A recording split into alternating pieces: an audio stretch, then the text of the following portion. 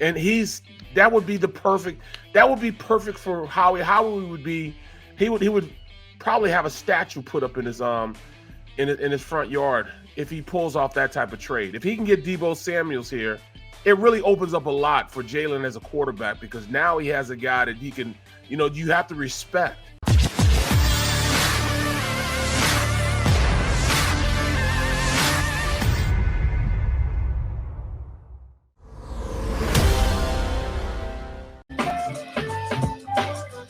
Excuse me, I've got to once again kick the shit out of the national media here for a minute. What happened this time? Okay, hang on here. Hey, Xander, can you please bring up my latest tweet? I just did it 16 seconds ago. And this is going to go right into the topic. Let's see. Yeah, Big Sills had this about 21 hours ago. Oh, yeah, this is fantastic. Once again, I don't know. I feel like Nostradamus, whatever it is. Whatever you want to call it. Yeah,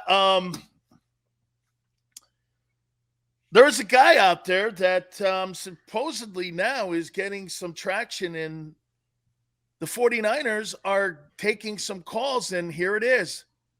21 hours ago, wow, the 49ers are listening to teams who want to trade for Deebo Samuel. Eagles, everybody called me, oh, you get nothing ever right. I just tweeted that out. National media behind again. Big Sill strikes again. Can you believe that the 49ers are now taking calls on potential deals for Deebo Samuel? Bro, I don't know about you, but if I had as much money as the Eagles have under the cap, and I have assets, how old is that guy? How old is Samuel? He can't be that old. Dan, stop. Damn it. I keep telling you, they are not going to do that, bro. Why are we getting our hopes up again? We are not doing that, because he's not going to come in on a one-year prove-it deal. If they trade for him, he's going to want a new contract right now. I would pay him $25 million. You know why? No question, yes. Watch this, Barrett. This is not Tyreek Hill, or this is not Stephon Diggs, because you know why? 600 yards rushing, 1,400 yards receiving. You could play him in the slot. You could play him at tight end. You could play him at running back. He is the prototypical wideout that the Eagles need in that offense. And if, get this, Devontae Smith has Deebo Samuel on the other side, that kid will have 1,200 yards. Dan, even with Jalen. Dan, it makes too much sense. Dan, that would be the perfect weapon in this Eagles offense, because you wouldn't have to pick and choose when he's going to be on the field. He would always be on the field. You can line him up at running back. You can line him up at, like you said, in the slot, in the wing area. He does everything well. He's a jack of all trades. You know what I'm saying? I'm going to pay him. I'm giving. Hey, who would you rather give $25 million to? Hill, Diggs, or Samuel? Samuel. And you're telling me that the Eagles have no freaking interest in something like that unicorn that you wouldn't. Watch this. If you went to John Lynch, I'll tell you what you could do too. You want to help John Lynch out a lot? Got it for you. I'll take Deebo Samuel, and I'll take Jimmy Garoppolo. I'll give you 2 first-rounders and 2 threes for that combination. And you take the $25 million off the cap that goes against the 49ers, and you have yourself potentially a backup or a starter, and you can even send Minshew if you wanted to San Francisco. You got your guy Trey Lance, you're saying. You take Garoppolo's $25 million off the books, send him Minshew, who's making $2.5. I take $25 off my cap going into the draft, and I've got 2 first-rounders and maybe a 2 and a 3. John Lynch is going to look at this and go, you're helping me get money off my books, and I'm going to get draft choices for Samuel. Am I making too much sense? That would virtually put us not only at the top of our division. Right, you'd be the NFC title game. Yeah, that would definitely, they would compete. They would be able to compete then with anybody in the conference. And you know what you do in camp? You're kind of nudging Jalen. You're nudging him. If you get Samuel, either quarterback is going to benefit or one's not. Samuel's not going to be the problem.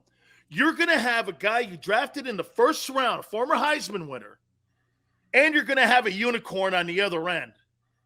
If Jalen can't get that done and find them guys, you got Garoppolo to go in there, and you don't have to worry about shitting on the season because you don't have the quarterback to get the ball to those two guys. And you got the number one running offense in the NFL. Well, dude, I don't want draft choices. I want ballers. Right. I want tangible assets. I keep saying that. That's my key phrase. Tangible assets. I'm tired of just having assets. The trade for Deebo Samuel, I would send a 1 over there to him. I would potentially send I would send a 3rd rounder for him also. They're not going to give up Garoppolo. I know that for sure until they know that Trey Lance is ready to rock. But just, plus Garoppolo's injured. Yeah, but still, even if he wasn't injured,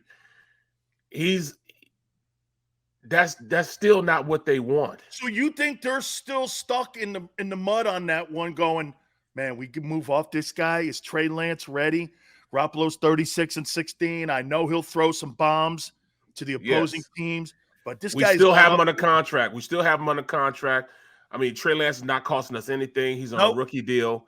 Right? I mean, we're good. And when I look at the Eagles organization and them pulling this off, I think it would be the perfect deal for Howie to showcase who he is. Niners are 1.6 over the cap as of right now. And that would be perfect for Howie. Howie would be he would probably have a statue put up in his in his front yard if he pulls off that type of trade. If he can get Deebo Samuels here, it really opens up a lot for Jalen as a quarterback, because now he has a guy that he can, you have to respect. And when you have to respect a player like that, wherever he is on the field, it opens up the other side. It opens up everywhere else. Now you got, Smith virtually one-on-one against somebody. And I like my chances with him one-on-one, you know what I'm saying? And it gives, your tight end now an opportunity to not be bracketed. He'll open up also. It'll open up the running game because you have to bring that defender out the box. That is probably the best scenario you could have. Your screen game will go from being average to being elite. Exactly. And you can put this kid anywhere. You can put Deebo Samuels anywhere. So, I mean, that would be an amazing deal if they were to pull it off. Now, what would you ask, though? Barrett?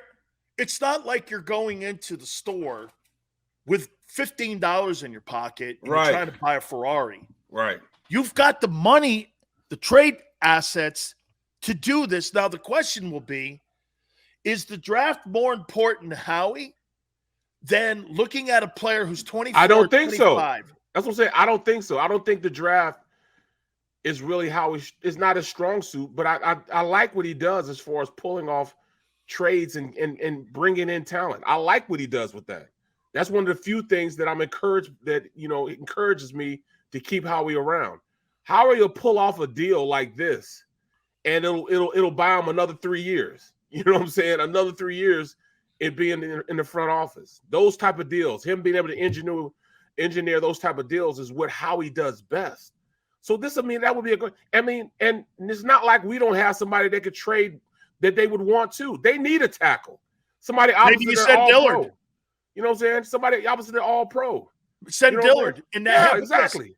You said a 1 and a 3 in Dillard for Deebo Samuel. Do you do that deal if you're John Lynch? Wrap that deal up, put a bow on it. He'll be on the West Coast where he wants to be, where he needs to be. He's more of a West Coast type of guy. Send him out there. He'll get an opportunity to play and start. Of course he wants to do that. He knows he's not going to start in front of those 2 big-ticket guys that are on Philly's team. So why wouldn't he want to go out there? And like I said, say what you want to say. I am really impressed with how he's become a player. He's become a baller to me. I'm impressed with what he's brought to the table. He fought his way out of that wet paper bag. I didn't think he was tough. I didn't think he really loved football. But he showed me something last year when he played and he had the opportunity to play. I mean, he played his ass off. So yes, that's a tangible asset. I'm surprised that nobody's really knocking the door down and calling the Eagles right now for a trade possibility right now. He is good. And there are a lot of GMs that I've spoken to, a lot of coaches I've spoken to that said, hey, that Dillard kid turned out to be okay. You know what I'm saying? Coach Stoutland has made him a player now. He is a bona fide player now.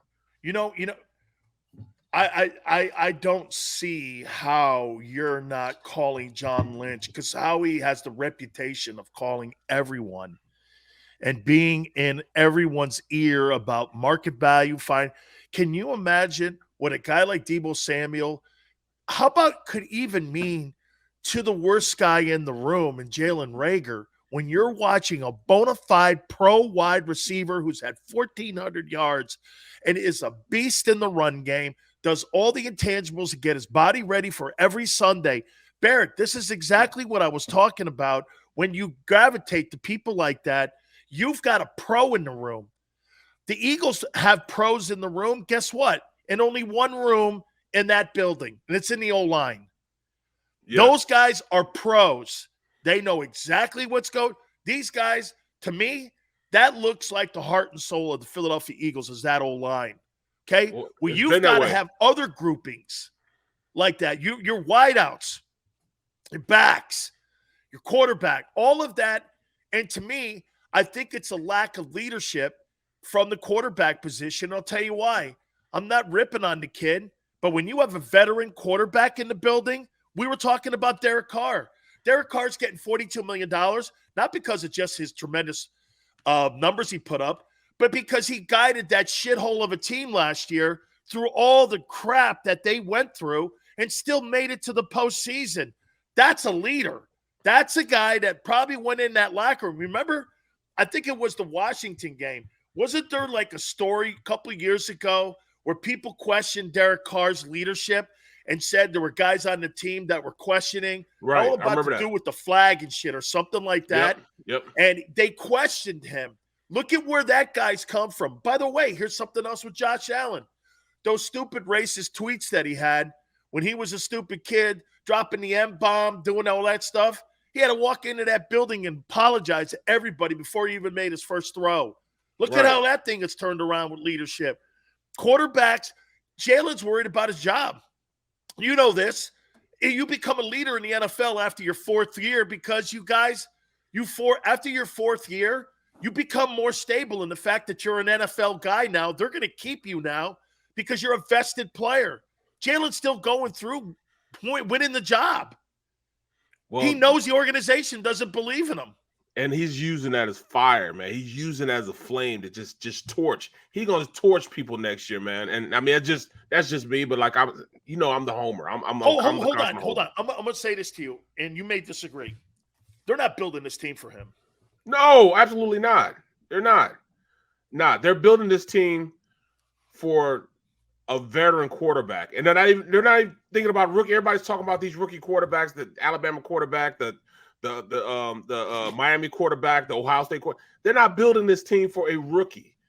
They want a veteran arm to come in here, take control of this team, and win now. They have a win now mentality because, I mean, look at what they have in there as far as the offensive line.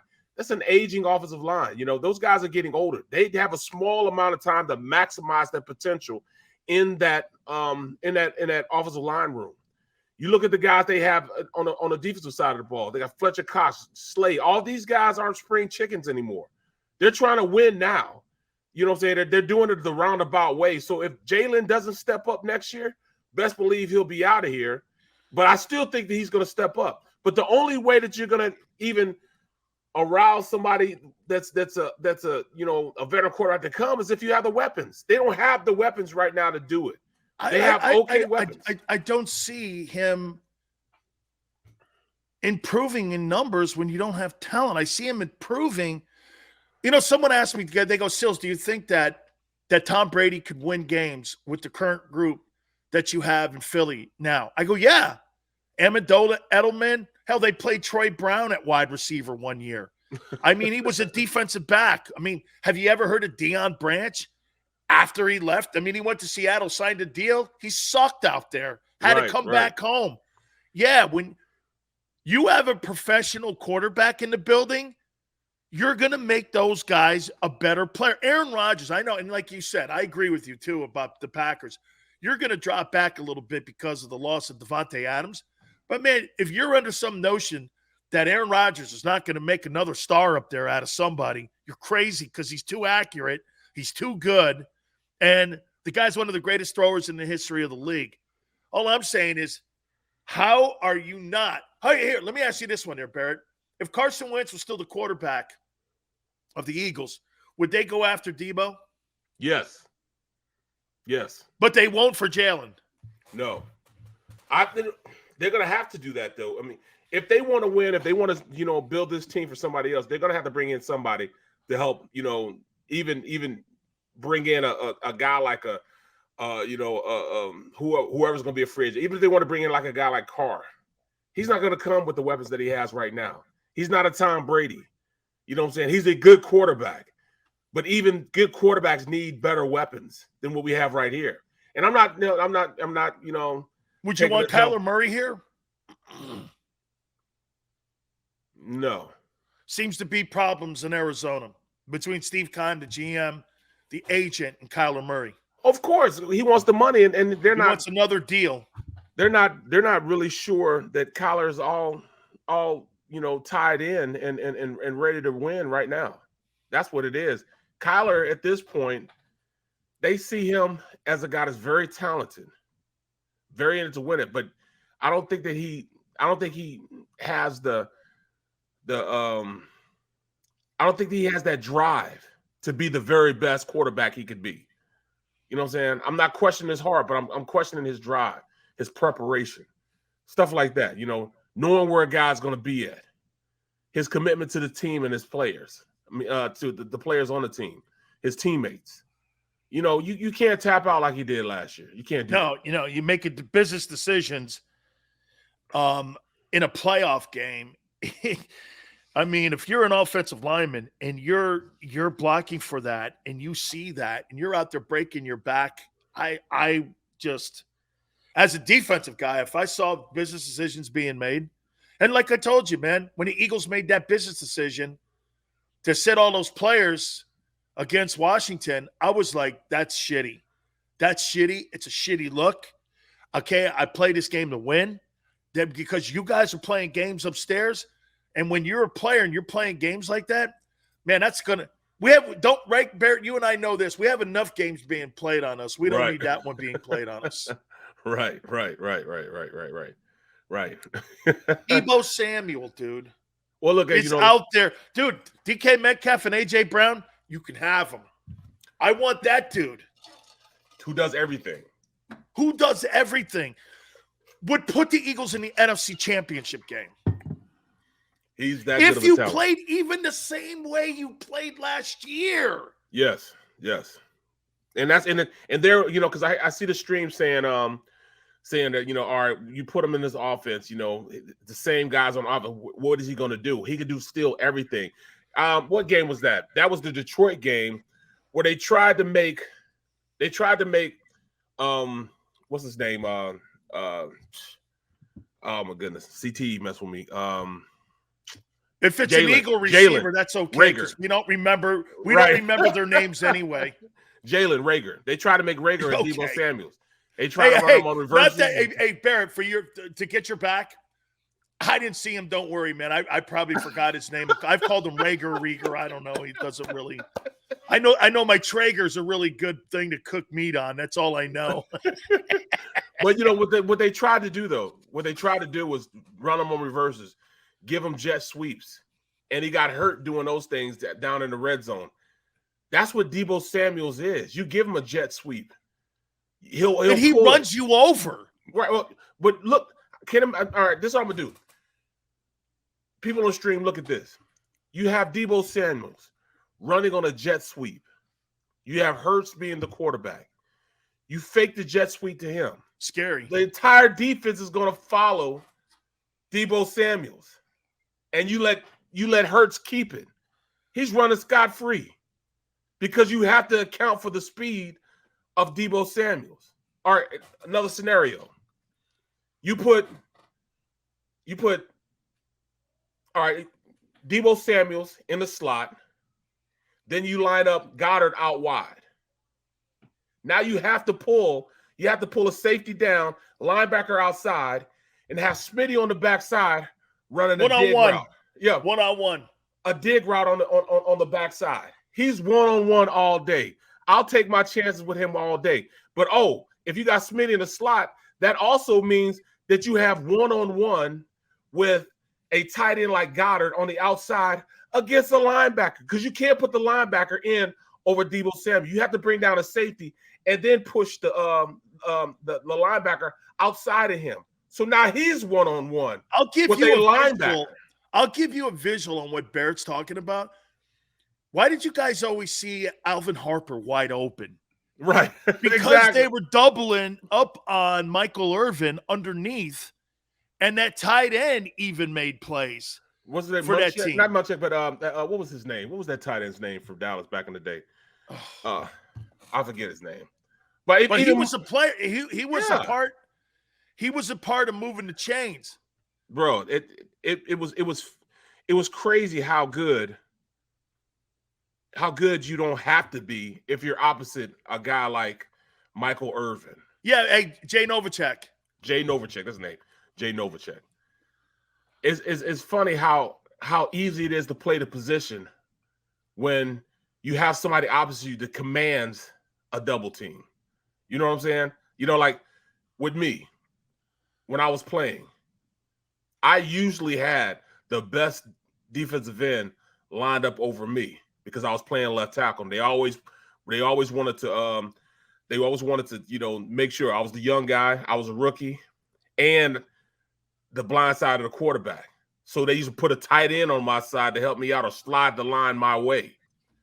Well, it got to a point where during the season, the best defensive players would go on the other side, the right side, and they would rush against Anton Davis. Number one, because I was better than Anton at the time. I started getting better, and then I started, stopping guys, but they saw how bad he was getting, and then they put the other guy on the other side. And they would rush. The best defensive pass rusher would go on that side, and because they knew I could handle myself on the other side. So they wouldn't slide the line to me. They would slide the line to him. So you're trying to take all these matchups and give you the best matchup. Well, that's what defenses are going to do. That's what they do. They find the best matchup, and they try to make sure that they keep pounding that matchup. Well, it's the same thing when you have a guy like Deebo Samuel. It's hard to pound that matchup because you don't know where the heck he's going to be at. Is he going to line up in the slot? Is he going to line up out wide? Is he going to line up in the backfield? Imagine that. You have Deebo Samuels and you have any running back we have, Miles Sanders. Both of those guys in the backfield. That means you're going to pull everybody in the box. Everybody and their mama's going to be in the box because they know either one of those two could get the ball. Now you're one-on-one on the outside. One-on-one with Goddard and Smith on the outside. Those are the matchups that you have when you have a guy like Deebo Samuel who can play running back, tight end, slot, out wide. He can do all that stuff. Okay, Barrett. You played against Reggie White. Absolutely. Did you play against Bruce Smith? I played against Mr. Smith also. Did you play against John Randall? John Randall. Did I play against Cortez? Leslie O'Neal, Cortez, Pat Swilling? You name them, I played against Charles Haley.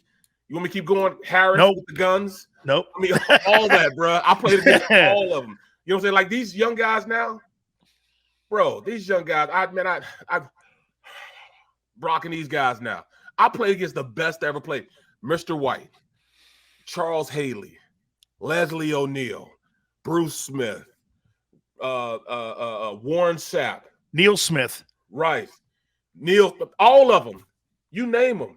I played against all. I'm talking about the premier pass rushers in the league. Keith Millard. I played against what's the guy 77 from the Broncos? I forget his name. Oh, Carl Mecklenburg. I played against him too. You name it, I played against him, bro. All of them. People don't understand how good Sweet Swill was. Pat Swilling. Oh, he was phenomenal. He was in Detroit a little bit. And Barrett against Reggie. That's Mr. White there. Outside. Here's Reggie. Leroy Butler's holy cow, he got a John Madden. They get Reggie blocked right here. and he just gets in the lane there. He sees the lane that. See, now that's blocking for a short quarterback. Now here I am blocking the best defensive player. Hey, that's the guy you said that cost you your job. Right. That's a short quarterback, man. It's a short quarterback, bro. I mean, it's tough playing against when you have a short quarterback. That's why everybody's talking about this guy from Alabama. I don't know, man. I don't know if I go out and I think he's a shrimp too, man. He's too short, man. Yeah, he's too short, man. You play against Derek Thomas? Derek Thomas, man. Derek Thomas was real. I played against them all, man. Derek Thomas, Strahan, you name it. Did you get LT at the end? No, I didn't get LT. That's the only guy really that, I'm kind of mad I missed. I think he retired like 2 years before I got into the league. But I mean, that would have been my dream playing against Lawrence Taylor. You know what I'm saying? You want to play against the best in the business. And he was definitely the best in the business. He changes how you blocking schemes. He was the innovator of slide protections, going against him. Because they would match him up against a back, because they thought he was a linebacker. No, he's a grown man. Let me tell you something, Barrett. I think you could flip a coin. And I think watch this, if you took LT and I took Reggie, or you took Reggie and I took LT, those are the two greatest defensive football players that have. Ray Lewis, you probably hit up on Ray a few times. Yeah, a whole lot. Okay. I would say that because Ed Reed probably didn't get a chance to hit on him downfield. Yeah, I did. Okay. But Ed was a spectacular. I say he's the greatest Hurricane we've ever had. Ed, yeah. Wow. Because that's saying a lot, man. Because you got Irvin, you got a lot of Cortez, guys there. Cortez, Sap, Jerome, Jim even Kelly, Sap, man. Michael even Irvin, all them guys, man. So I want to take a timeout. That's so impressive, Barrett. Look how many Hall of Famers you just named. Oh, Ed Reed, Lewis. Okay, Ed Reed, Lewis, Irvin, Jim Kelly, Cortez Kennedy, Sap. But you played against them all. Yeah, that's ridiculous, man. That's ridiculous. Yeah, but you played against them, right? Yep. Okay, let's take a time out here. Do me a favor, guys. Hit the like button. It's coming down to 3 teams for the Honey Badger. I'll tell you what those 3 teams are. We'll talk a little more about Matt Corral being in Philly.